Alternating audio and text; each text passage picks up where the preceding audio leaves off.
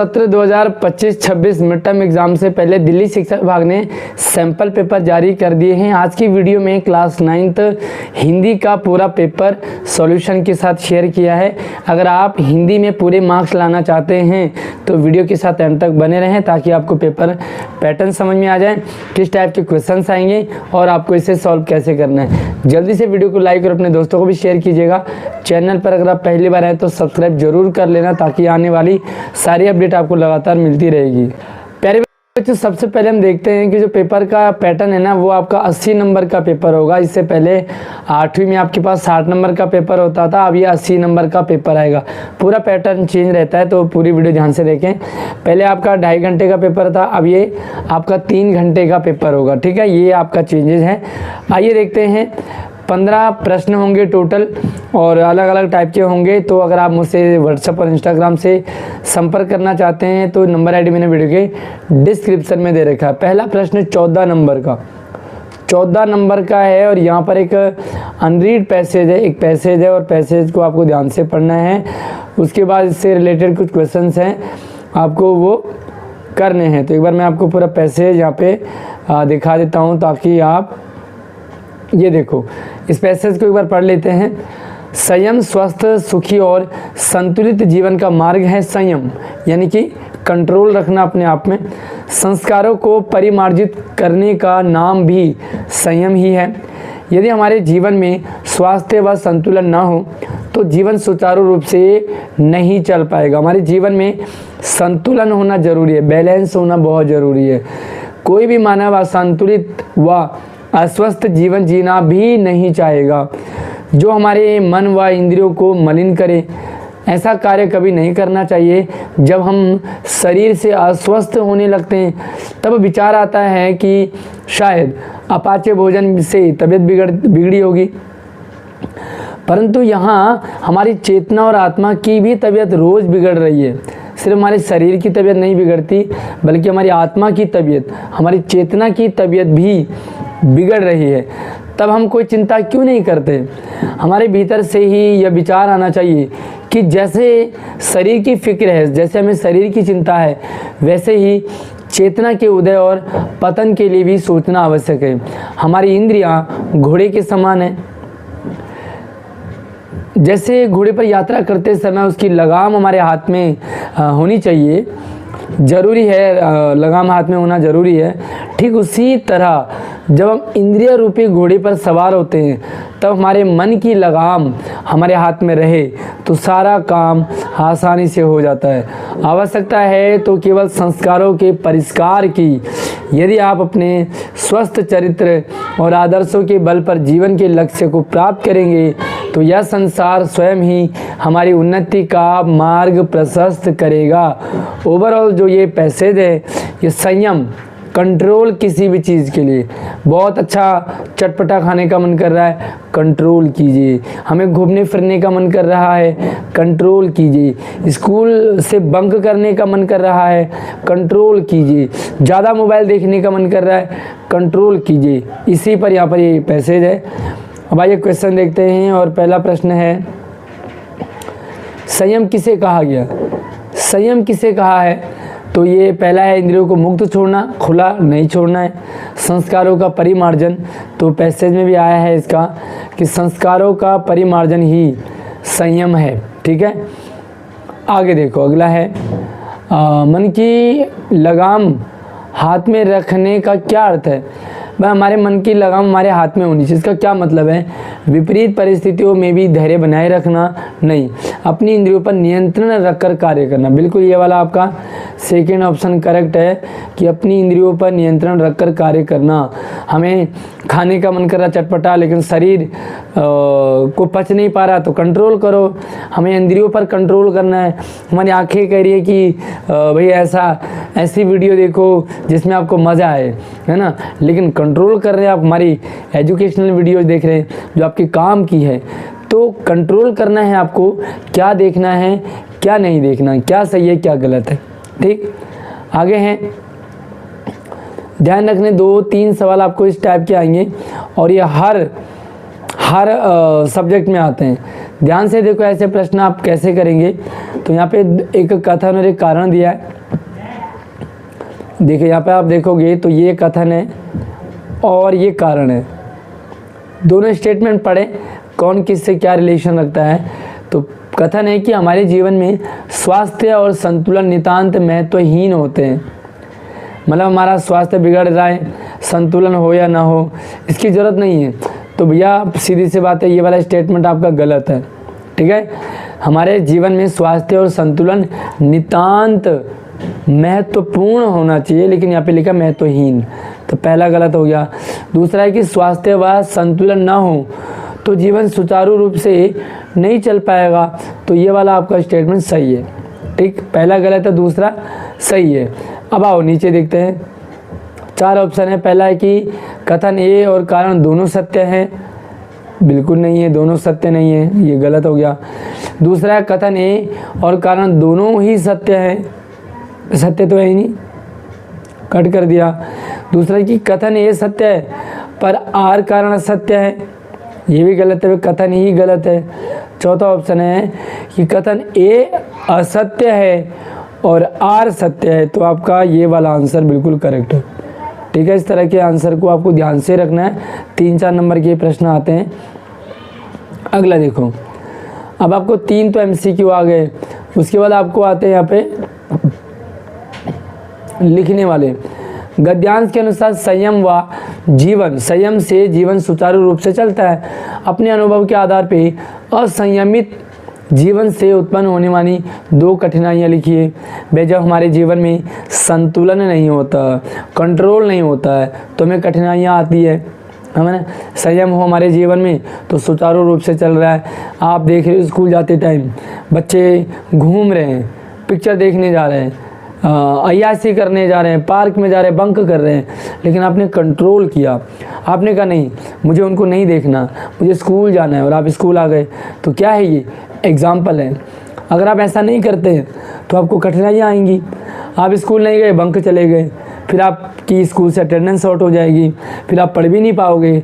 School से attendance short होने पे आपके पेरेंट्स को बुलाया जाएगा, और एंड में आप देखोगे कि आपका रिजल्ट भी ख़राब हो गया, पूरा साल बर्बाद हो गया। तो ये एक एग्जाम्पल है, इसके अलावा बहुत सारे एग्जाम्पल आप जोड़ सकते हैं। चेतना के उत्थान और पतन के लिए क्या आवश्यक है, कारण सहित बताइए। भाई चेतना का उत्थान और पतन, चेतना का उत्थान क्या है, इंद्रियों को संयम रखना, कंट्रोल करना है। आपका मन कर रहा है पिक्चर देखने का, नहीं करा, एग्ज़ाम चल रहे हैं, आप हमारी वीडियो देख रहे हैं, आप किताबों को देख रहे हैं, कॉपी देख रहे हैं, पढ़ रहे हैं, लिख रहे हैं, तो ये आपने भाई ज़रूरी है उत्थान के लिए, चेतना के लिए।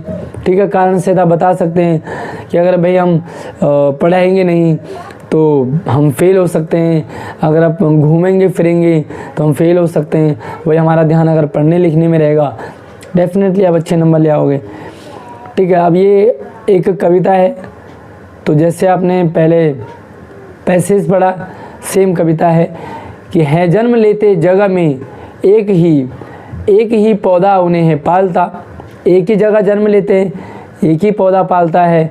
रात में उन पर चमकता चांद भी एक ही सी चांदनी है डालता, और रात में एक ही जैसा चांद पड़ता है, एक ही जैसी चांदनी में वो पलते बढ़ते हैं। मैं उन पर बरसता एक सा, और मैं कहते बादल को, बादल पे एक जैसा बरसता, एक ही पेड़ पे लगते हैं, एक ही जगह उगते हैं। एक सी उन पर हवाएं बही, और एक जैसी हवा बहती है, पर सदा ही है दिखाता हमें ढंग उनके एक से होते नहीं। एक जैसे माहौल में पलने बढ़ने के बाद उनका नज़रिया, उनका नेचर, उनके काम अलग अलग हैं। छेद कर काटा किसी की उंगलियां, फाड़ देता किसी का वरवसन। और कांटा क्या है, किसी की उंगली फाड़ देता है, छेद देता है, किसी के कपड़े फाड़ देता है। प्यार डूबी तितलियों पर कतर, और प्यारी प्यारी तितलियों के पंख काट देता है। भौर का है भेद देता शाम तन, और काले काले भौरों के शरीर को छेद देता है कौन, कांटा।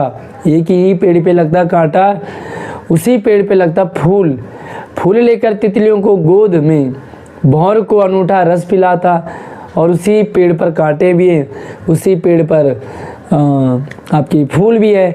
कांटे तो छेद कर रहा है और फूल क्या करता है, खुशबू दे रहा है, उन्हें अपनी गोदी में बिठाता है, भौरों को अपना रस पिलाता है, सुगंधित कर देता है, निज सुगंधों और निराला ढंग से हैं, सदा देता कली जी को खिला, है खटकता एक सबकी आंख में, दूसरा है सोता सुरसीस पर। एक सबकी आंख में खटकता है ना। यहाँ पे फूल और कांटे से मतलब है एक ही पौधे से मतलब है एक ही घर में, और फूल और कांटों से मतलब है एक ही घर में पल रहे दो अलग अलग नेचर के बच्चे। एक बच्चा खूब अच्छी पढ़ाई करता है तो मम्मी पापा का नाम रोशन करता है, दूसरा बच्चा उड़दंग मचाता, आए दिन लड़ाई झगड़े मारपीट करे, आए दिन बंक मारे, स्कूल से इधर उधर घूमे फिरे और पेरेंट्स परेशान हो जाए। ठीक है, तो एक खटकता एक सबकी आंख में, भाई लड़ाई झगड़े करने वाला सबकी आंख में खटकेगा। दूसरा है सोहता सुरसीस पर, और दूसरा बड़ा सबको पसंद प्यारा होता है, सब अच्छी अच्छी चीज़ें देंगे उसे। किस तरह कुल की बड़ाई काम दे जो किसी में हो बड़प्पन की कसर। किस तरह कुल की बड़ाई काम दे जो किसी में हो बड़प्पन की कसर, और कोई तो कुल का नाम रोशन कर दे और कोई परिवार का नाम व निशान मिटा दे। एक ही पेड़ पर उगने वाला कांटा और फूल दोनों का अलग अलग नेचर होता है। एक ही घर में पलने वाले दो अलग अलग नेचर के बच्चे, एक सबको पसंद होता है, दूसरा सबकी आंखों में खटकता है। आइए इससे रिलेटेड कुछ प्रश्न हैं और इनके आंसर आपको लिखने हैं। काव्यांश के अनुसार कांटे और फूल दोनों को कौन सी परिस्थितियाँ समान रूप से मिली, तो कौन सी मिली? वह चांदनी और हवा मिली। ठीक है, ये दूसरा ऑप्शन है कि भाई चांदनी और हवा दोनों को एक जैसी मिली, एक जैसी चांदनी एक जैसी हवा है, एक जैसा बादल है मेह है। अगला प्रश्न है फूल और कांटे क्रमशः प्रतीक हैं। फूल और कांटे किसका प्रतीक है? मददगार और हानिकारक नहीं, बुरे और अच्छे कर्म करने वाले। बिल्कुल बिल्कुल, यहाँ पे आपका बी ऑप्शन करेक्ट है। एक अच्छा कर्म करे, एक बेकार करे। कांटे सबको छेद दे, फूल सबको पसंद आए, है ना, फूल सबको खुशबू दे। अब यहाँ पे फिर से मैंने कहा आपको कि इस तरह के प्रश्न आपको हर जगह मिलेंगे। फिर से कथन और कारण है, केवल वंश या कुल की प्रतिष्ठा से व्यक्ति का महत्व सिद्ध नहीं होता। भाई वंश कुल में ही अच्छे पैदा होना, एक ही पेड़ पर, एक ही वंश में, एक ही परिवार में पलने बढ़ने वाले दो अलग अलग नेचर के होते हैं, तो ये कह रहे हैं इसमें बिल्कुल सही है ये वाला स्टेटमेंट। दूसरा है कि वास्तविक बड़प्पन व्यक्ति के गुणों और उसके आचरण से प्रकट होता है। बिल्कुल सही बात है। कांटे का आचरण बेकार है इसलिए सबकी आंखों में खटकता है, फूल का नेचर अच्छा है इसलिए सबको पसंद आता है, ये भी बिल्कुल सही है। एक दूसरे को सपोर्ट करता है। तो देखो यहाँ पे पहला लिखा है कि कथन ए और कथन आरण दोनों सत्य हैं और ए आर की सही व्याख्या करता है। तो आपका जो है पहला वाला आंसर ही बिल्कुल करेक्ट है। ठीक है, कोई भी डाउट रहता है तो आप कमेंट कर सकते हैं, आप मुझसे व्हाट्सएप और इंस्टाग्राम से भी संपर्क कर सकते हैं। नंबर आईडी वीडियो के डिस्क्रिप्शन में। मेरा मकसद आपको पेपर समझाना है कैसे आप करेंगे ताकि आपके अच्छे और पूरे मार्क्स आएँ। समान परिस्थितियों में पलने बढ़ने के बाद भी कांटे और फूल के स्वभाव में अंतर होने के कारण क्या हो सकता है? भाई एक ही परिस्थिति में बढ़ रहे हैं, एक ही घर में पल रहे हैं, एक ही पेड़ में, दोनों का नेचर अलग अलग कैसे हो जाता है? परिस्थितियाँ, समाज,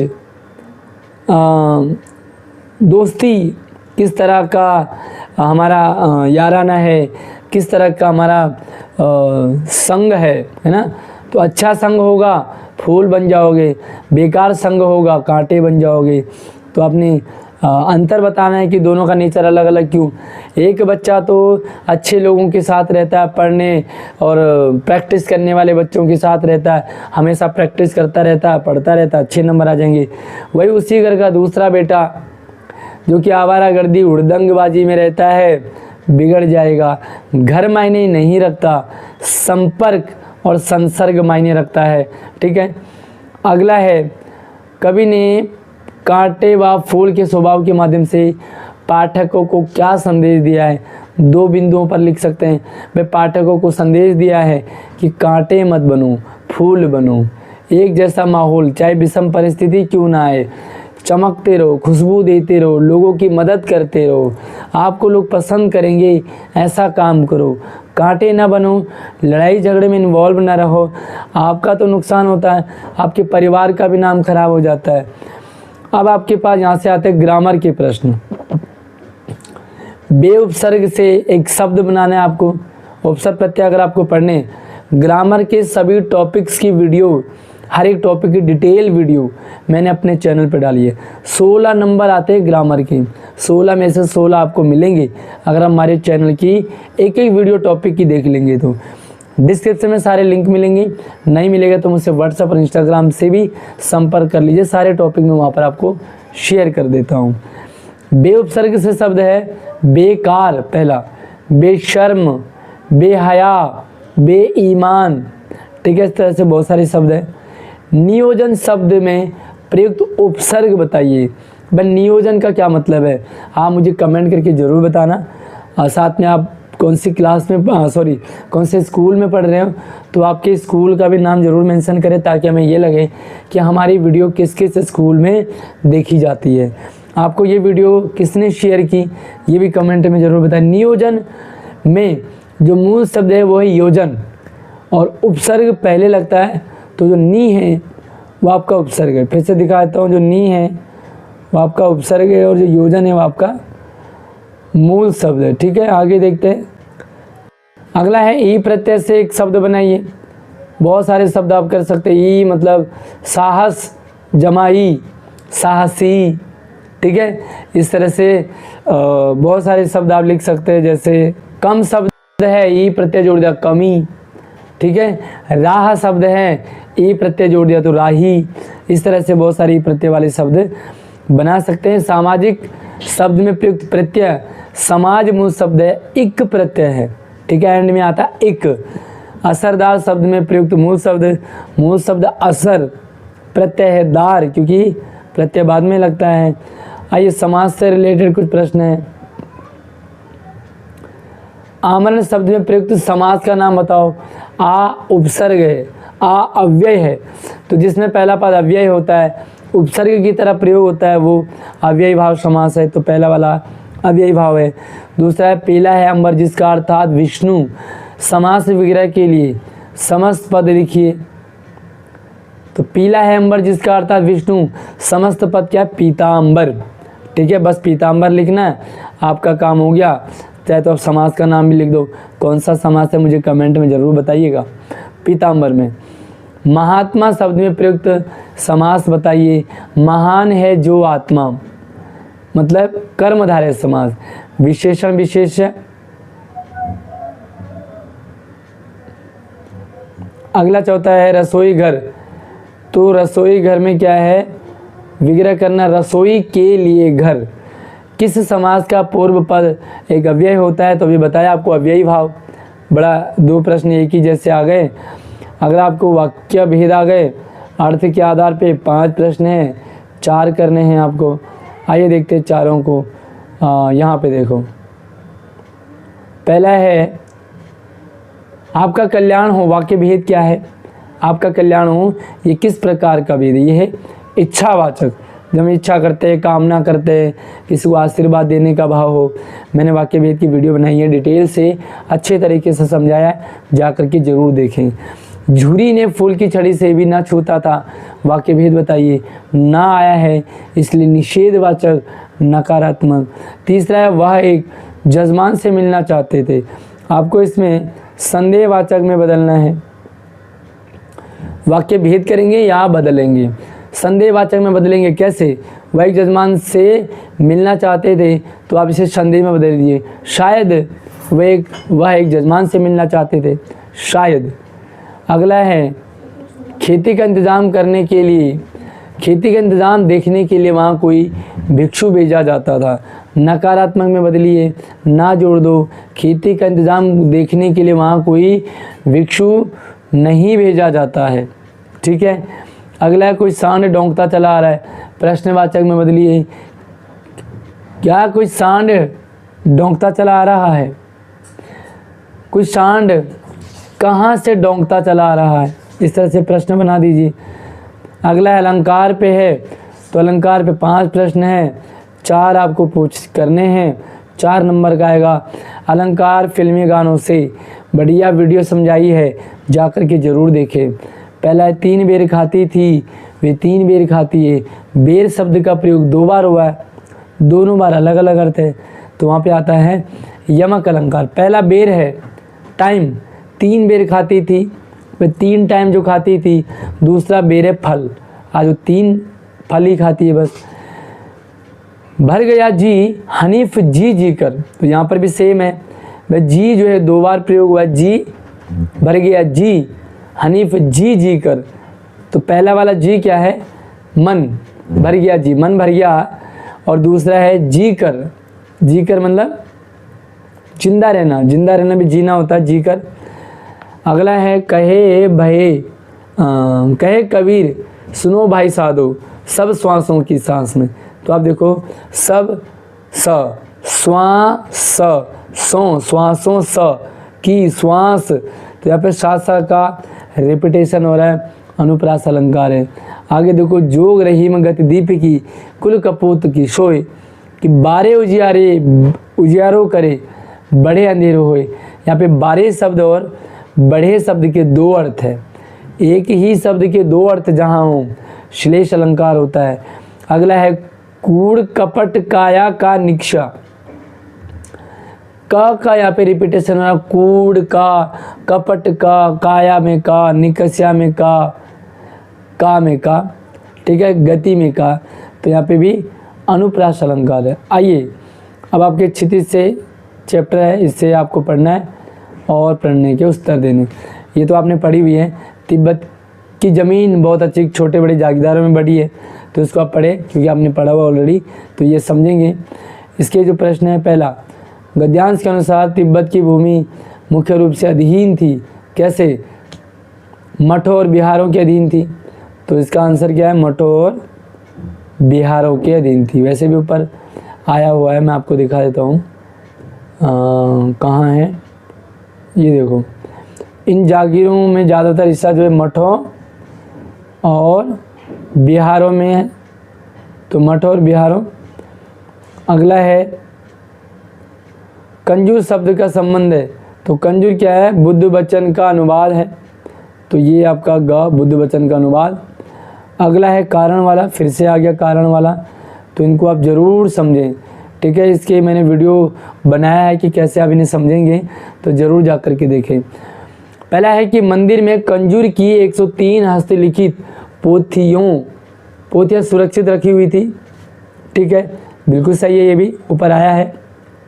दूसरा कारण है कि तिब्बती समाज अपने धार्मिक ग्रंथों के संरक्षण के प्रति सजग था, ठीक है, तो भाई तिब्बती समाज धार्मिक ग्रंथों को संरक्षण करता था, बिल्कुल सही बात है, दोनों सही है। अब आपका क्या आएगा, दोनों सही है और उचित व्याख्या करता है, यानी कि कथन और कारण दोनों सही हैं। अगला प्रश्न है निम्नलिखित में से बुद्ध वचन अनुवाद से संबंधित किन कथनों की पुष्टि गद्यांश नहीं करता। पहले लिखा ये अनुदित हाथ से लिखे गए थे, बिल्कुल ये सही बात है।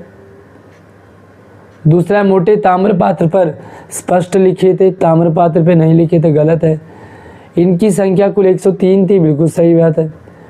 तिब्बत के प्रत्येक घर में उपलब्ध थी, तो बिल्कुल नहीं थी, यानी कि पहला और तीसरा।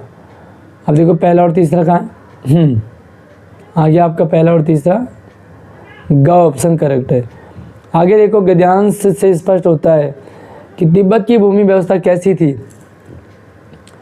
धार्मिक संस्थाओं को आर्थिक दृष्टि से मजबूत बनाती थी, किसानों को श्रम का उचित प्रतिफल उपलब्ध कराती थी, राजाओं को प्रत्यक्ष रूप से कृषि कार्य से जोड़े रखती थी, व्यापारियों को कृषि से विशेष प्रकार के लाभ पहुंचाती थी। तो जहाँ तक इसका जो पॉसिबिलिटी है, पॉसिबल आंसर है पहला है, ठीक है, धार्मिक संस्थाओं को मजबूत करती थी, इसलिए मठों और बिहारों के अधीन थी। अगला प्रश्न है, अब आपको लिखना है कि इन 3 प्रश्नों के उत्तर देने 6 नंबर का, 3 दूना 6। पहला प्रश्न है 2 बैलों की कथा पाठ के आधार पे हीरा और मोती की स्वभावगत विशेषताओं की तुलना कीजिए। हीरा का स्वभाव कैसा था, मोती का कैसा था। वीडियो को लाइक ज़रूर करें, कम से कम लाइक कितना होना चाहिए, आप मुझे कमेंट करके बताएंगा कि कितने लाइक मिल सकते हैं मेरी मेहनत को। भाई हीरा का नेचर कैसा था? हीरा सहनशील था, हीरा सोच विचार कर काम करता था, हीरा अपने ताकत का समय रहते प्रयोग करता था, अपने ताकत को बेफिजूल नहीं गंवाता था। वहीं मोती, दोनों ताकतवर तो थे, लेकिन मोती बात बात में मारने पीटने की बात करता। वो मतलब एक तरह से उसका नेचर था, जैसे आप कह सकते हैं कि बस हर चीज़ में मारो, हर चीज़ में मारो। तो इस तरह का मोती का नेचर था। वो सोचता विचारता नहीं था, बस कर देता था। उपभोक्तावादी संस्कृति ने हमारे पारंपरिक उत्सवों को किस प्रकार नया रूप दिया है, उदाहरण सहित बताइए। उपभोक्तावाद की जो संस्कृति है उसने हमारे उत्सव त्योहारों को नया रूप दे दिया। भाई आज उत्सव त्यौहार क्या मनाए जाते हैं? लोग अपने सुख के लिए नहीं मनाते, दूसरों को दिखाने के लिए। आप घड़ी पहनोगे क्यों? आपको ज़रूरत है नहीं, दूसरों को दिखाना, पड़ोसियों को। हमारे घर में फ्रिज आना चाहिए, इसलिए नहीं कि हमारी ज़रूरत है, डबल डोर फ्रिज, पड़ोसियों को दिखाना है। तो भाई हमारे जो पारंपरिक उत्सव है, वो सारे त्यौहार हैं, वो ख़राब हो रहे हैं। आप देखो शादी पार्टी में अगर पड़ोसी ने 10 लाख खर्चा किया तो हमें 15 करने, अगर पड़ोसी ने 20 कर लिया तो हमें 25 करने, दिखावा हो गया। इसी बात को आपने क्लियर कर देना, अपना आंसर कंप्लीट हो जाएगा। लासाई के और पाठ में वर्णित तिब्बती समाज की कौन सी विशेषताएं हमारे वर्तमान समाज को भी अपनानी चाहिए? कारण बताइए। सबसे पहला, समाज वहाँ पे छुआछूत नहीं था। आज हमारे देश में छुआछूत काफ़ी हद तक तो कम हो गया, लेकिन फिर भी कई देशों, राज्यों, जगहों में है। छुआछूत नहीं होना चाहिए, अपनाना चाहिए पूरे देश को, समाज को। दूसरा, पर्दा प्रथा पे पर्दा करते हैं लोग, पता नहीं क्यों करते हैं। भाई कई तो देखो लेडीज़ें छुप के रहती है। अरे यार, जब जेंट्स खुलेआम सांड की तरह घूमे तो यार लेडीज़ें क्यों छुप के रहें, क्यों पर्दे में रहें? कितना अंतर हमारे समाज ने कर रखा। लेकिन तिब्बत में कोई पर्दा नहीं करती थी, कोई छुआछूत नहीं था, कोई जाति पाति का नहीं था। फ्रैंकली आप उनके साथ रह सकते हो। तो ये सारे समाज को इसे अपनाना चाहिए। हीरा और मोती ने कठिनाइयों के बावजूद अन्याय का डटकर विरोध किया। इस कहानी से हमें क्या सीख मिलती है? कि हमें आज़ादी सहजता से नहीं मिलती, आराम से नहीं मिलती, हमें पाना पड़ता है। डटकर उसे गलत का विरोध करना है। तो बहुत जगह विरोध गलत हुआ है। हीरा मोती के साथ डटकर विरोध किया, सामना किया अन्याय का। तो भाई यही सिखाती है हमें कि भाई हमें अन्याय का विरोध करना चाहिए, सामना करना चाहिए, छुपना नहीं चाहिए, भागना नहीं चाहिए, कायरता नहीं दिखानी चाहिए। ठीक, आगे हैं कविता है रसखान के सवैये कि मोर पखा सिर ऊपर राखियो, गुंज की माल गले पहनूंगी। एक गोपी कह रही है कि मैं गुंज की माला गले में पहनूंगी, मैं तेरे लिए कृष्ण जैसा बनूंगी, पीताम्बरी उड़ूंगी और ग्वाल वालों के साथ घूमूंगी। जो तुम्हें अच्छा लगता है मेरे रसखान को, वो कहते हैं कि मैं सारे वो स्वांग करूंगी, लेकिन मुरली, उस मुरलीधर की मुरली को अपने होंठों से नहीं लगाऊंगी, क्योंकि कृष्ण हमेशा मुरली को चूमते रहते हैं। कृष्ण वो गोपियाँ मुरली को अपनी सौतन मानती है, कृष्ण के होंठों का पान करना चाहती है, लेकिन क्योंकि हमेशा कृष्ण के होंठों से मुरली चिपकी रहती है, इसलिए गोपियाँ कृष्ण के होंठों से नहीं लग पाती है, इसलिए सौत मानती है। ठीक है, तो सारे काम करूँगी, मुरली को होंठों से नहीं लगाऊंगी। इस सवैये में गोपियाँ किसका स्वरूप धारण करने की बात करती है? पहला ही ऑप्शन है कृष्ण का। निम्नलिखित में से किन कथनों की पुष्टि काव्यांश करता है? वे कौन कौन से स्टेटमेंट सही है? तो देखो एक बार, मोर पंख और गुंज की माला पहनना बिल्कुल सही है। एक बार देखते हैं। पहला करना चाह रही है, मुरली होंठों पर रख श्वांग करने की इच्छा, मुरली को तो होंठों पे लगाना ही नहीं चाह रही है। लकुटी ले ग्वाल वालों के संग फिरने की कामना बिल्कुल सही है।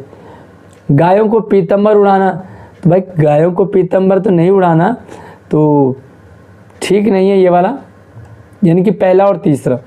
तो आपका विकल्प पहला वाला सही है। कवि रसखान के अनुसार कृष्ण सानिध्य हेतु गोपियाँ हर स्वांग करने को तैयार है। बिल्कुल पहला ही आंसर आपका करेक्ट हो गया। अगला है भाव तो वही मेरो रस खानी, पंक्ति से कवि का क्या तात्पर्य है? जो कृष्ण चाहे वही रस खान की इच्छा। बिल्कुल वह कृष्ण जो चाहे वही रस खान की इच्छा, जो कृष्ण चाहे वो सारे गोपियाँ करेंगी। ठीक है। अगला है फिर से कथन आ गया। तो भाई ये कथन वाले सवाल आपको हर सब्जेक्ट में पूछे जाएंगे, तो प्लीज़ आप इनकी प्रैक्टिस ज़रूर करें। हर सब्जेक्ट के 4-4, 5-5 नंबर। आप ये सोचो 6 सब्जेक्ट है और एक 4 भी नंबर 5 नंबर का था, 6 अपने 30 नंबर। 30 नंबर आपको अच्छी स्कॉलरशिप दिला सकता है, ध्यान रखें। क्या है स्टेटमेंट कि गोपियाँ मुरलीधर की मुरली को अपने आदरों से कभी नहीं छूना चाहती है। बिल्कुल सही है। वे मुरली से ईर्ष्या करती हैं कि वे कृष्ण के अधरों का स्पर्श प्राप्त हुआ। बिल्कुल सही, दोनों सही है।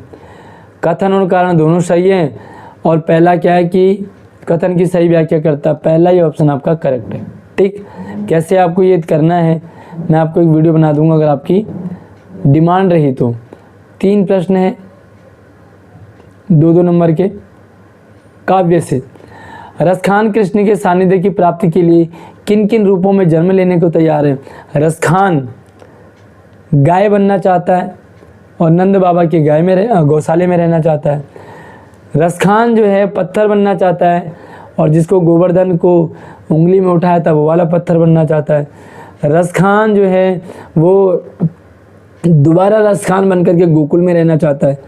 रसखान वो पक्षी बनना चाहता है जो वृंदावन कालिंदी कूल, जो कालिंदी के नज़दीक में जो डाल है उस पर बैठना चाहता है। ठीक है। सच्ची आस्था नाम रूप में है या आचरण में? कवि की साखियों के आधार पर बताइए, सच्ची आस्था क्या है? नाम जपना है कि आचरण है? डेफिनेटली सच्ची आस्था राम नाम जपना नहीं, अल्लाह जपना नहीं, नेचर आपके आचरण में। अगर आप अच्छे आचरण रखते हैं तो आपसे अल्लाह भगवान खुश होंगे, चाहे आप भगवान का अल्लाह का नाम ना भी ले रहे हो, आपका आचरण अच्छा है। ठीक है। कवियत्री ललित के अनुसार सांकल किसका प्रतीक है? उसे खोलने का साधन क्या है? सांकल है मोह माया, जो हम छल कपट करते हैं, सांसारिक जीवन है आपका सांकल। और इसे खोलने का क्या है भाई? आपको आध्यात्म, आपको छल कपट से दूर रहना है, भगवत प्राप्ति की चाह रखनी है और ठीक है सांसारिक जीवन से हटके आपको परम गति को प्राप्त करेंगे तो खुल जाएंगी सांकल। ईश्वर की प्राप्ति कहाँ और किस प्रकार की जा सकती है? कबीर के शब्द के आधार पर बताइए, ईश्वर की प्राप्ति कहाँ और किस प्रकार? भाई ईश्वर की प्राप्ति के लिए मंदिर मस्जिद जाने की ज़रूरत नहीं है, दिल साफ होना चाहिए। सबसे पहले है दिल साफ। अगर आपका दिल साफ है तो मंदिर में चाहे मंदिर जाओ या ना जाओ आपको भगवान मिलेंगे, मस्जिद जाओ या ना जाओ अल्लाह ज़रूर मिलेंगे। ठीक है। तो मंदिर मस्जिद में अल्लाह भगवान नहीं बल्कि सच्चे दिल में, सब श्वासों की सांस में, सभी प्राणियों में, सभी जीव जंतुओं में। कृतिका के 2 प्रश्न पूछे जाएंगे 3-3 नंबर के। प्रश्न 3 है, पूछे जाएंगे 2 4-4 नंबर के। बाढ़ संभावित क्षेत्र के लोगों को बचाव के तौर पर किस प्रकार की तैयारी करनी चाहिए? इस जल प्रलय में पाठ के आधार पर बताएंगे कि जब बाढ़ आ जाती है तो बचाव के लिए क्या क्या करें। सबसे पहले तो ऊंची जगह पे चले जाइए, सबसे पहले नीचे वाले स्थान को छोड़िए तुरंत। दूसरी चीज़, तीसरी अपने लिए ज़रूरत का सामान ले लो, आलू, कंपोस्ट की गोलियां। ठीक है। आलू क्योंकि सब्जी के तौर पे खाओ, भून के खाओ, पका के खाओ, पेट भर जाएगा, है ना। वैसे तो बड़ी भी रख सकते हैं आप, पर बड़ी को बहुत तरीके से बनाना पड़ेगा। आलू को कहीं भी आग दिखा भून के खा लो।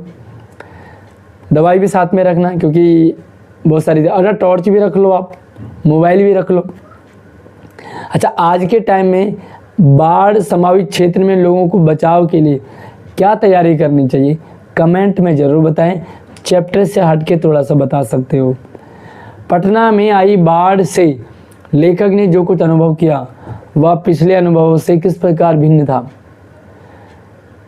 अच्छा, इस जल प्रलय में देखिए जो पटना में बाढ़ आई थी, अभी तक लेखक ने सिर्फ टीवी में न्यूज़पेपर में, अखबार में देखा या एज ए रिलीफ वर्कर के तौर पे देखा, जब बाढ़ आ जाती है उसके बाद देखा, लेकिन पहली बार उन्होंने उसे अनुभव किया, वहाँ गए, अपने सामने देखा किस तरह से लोग परेशान हैं, अपने बच्चों के लिए जानवर परेशान है, इंसान परेशान है, कितना अस्त व्यस्त हो जाता है। तो सारा आप इसे एक्सप्लेन कर सकते हैं, भर के लिख दो, कम से कम आधा पौना पेज। लेखक ने बाढ़ के समय लोगों की कठिनाइयों और जिज्ञासाओं का चित्रण किया है। आपके विचार से ऐसे समय में समाज को एक दूसरे की मदद किस प्रकार करनी चाहिए? सीधी सी बात है, आप देखते हो कि कुछ लोग परेशान होते हैं और कुछ लोग वीडियो बना रहे हैं, तो मदद करनी चाहिए, उनकी हेल्प करें। जो परेशान हैं उनकी परेशानी को दूर करने का प्रयास करें, उन्हें ऊंची जगह पे ले जाने का प्रयास करें, जो भी यथासंभव उन्हें खाने पीने का सामान उपलब्ध कराई जानी चाहिए। तो ये सारी चीज़ें जो आपको करनी चाहिए। अब आपको अनुच्छेद लिखना है। ध्यान रखें 8वीं तक आपको अनुच्छेद का प्रकार दूसरा था, 9th में आपको अनुच्छेद का प्रकार चेंज हो गया। 3 विषय हैं, तीनों में से एक को करना है। एक विषय के 3-3, 4-4 पार्ट हैं। जैसे पहला है जलवायु परिवर्तन की चुनौती, ये आपका टॉपिक है। इस टॉपिक को एक्सप्लेन करने के लिए आपको कुछ संकेत बिंदु दे रखे हैं।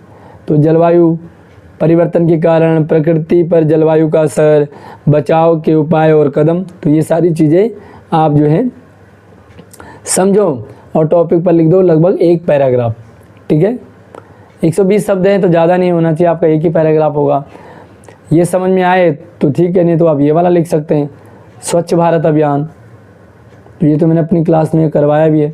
स्वच्छ भारत अभियान टॉपिक है, इसके पॉइंट है अभियान का उद्देश्य, नागरिकों की भूमिका, स्वच्छ भारत के लाभ। वह स्वच्छ भारत होगा तो अभियान का क्या उद्देश्य है, ताकि सफाई हो, साफ सफाई हो, गंदगी न हो वगैरह वगैरह। नागरिकों की भूमिका सारी, गंदगी नहीं करना, सफाई रखना। या तो आप ये वाला कर लेते हैं। तीसरा कृत्रिम बुद्धिमत्ता, एआई और भविष्य। भाई एआई का ज़्यादा चलन चल रहा है, तो ये टॉपिक है, उसके पॉइंट, इन पॉइंट को समझो और लिखो। तो तीनों में से एक करेंगे। आई होप आपको अच्छे से समझ में आ जाएगा। इन तीनों टॉपिक में से आपको किसकी डिटेल वीडियो चाहिए हो तो आप कमेंट कर सकते हैं, उसकी मैं एक्सप्लेन कर दूंगा, ताकि आप एग्ज़ाम में, क्योंकि ये सवाल ज़्यादातर पूछे जाते हैं। पत्र लेखन आ गया नॉर्मल से, लेकिन थोड़ा चेंज रहेगा। इस बार के जो टॉपिक है वो चेंज रहेंगे। आप समीर हैं या समीरा हैं, आपके क्षेत्र में बरसात के दिनों में जल भराव की समस्या हो जाती है, जैसे दिल्ली में भी हो जाती है, जिससे लोगों को काफ़ी परेशानी होती है। नगर निगम महापौर, मेयर जो नगर निगम की हैं, उनको पत्र लिखो और समस्या समाधान के लिए निवेदन करो। भाई आपके क्षेत्र में जल भराव हो गया, सभी ने सेवा में श्रीमान, नगर निगम महापौर, मेयर, जहाँ एड्रेस वड्रेस डाल के विषय जल भराव के संबंध में महोदय सभी ने निवेदन इस प्रकार है कि हमारे इलाके में, मैं इस इलाके में रहती हूँ, हमारे इलाके में पानी भर जाता है, जिससे बहुत प्रॉब्लम होती है, हम बाहर बाहर नहीं निकल पाते, बीमारियाँ हो जाती हैं। कृपया करके जल भराव की समस्या का जल्द से समाधान करें, किसी कर्मचारी को भेज करके लिख देंगे। या आप नीचे लिखो, आप हरमन या हरप्रीत है, आपके एक मित्र ने हाल ही में सोशल मीडिया के प्रभाव विषय पर निबंध प्रतियोगिता जीती है, बधाई दो। तो भाई अपने दोस्त को पत्र लिखना, आपके दोस्त ने कोई प्राइज जीता है। ठीक है,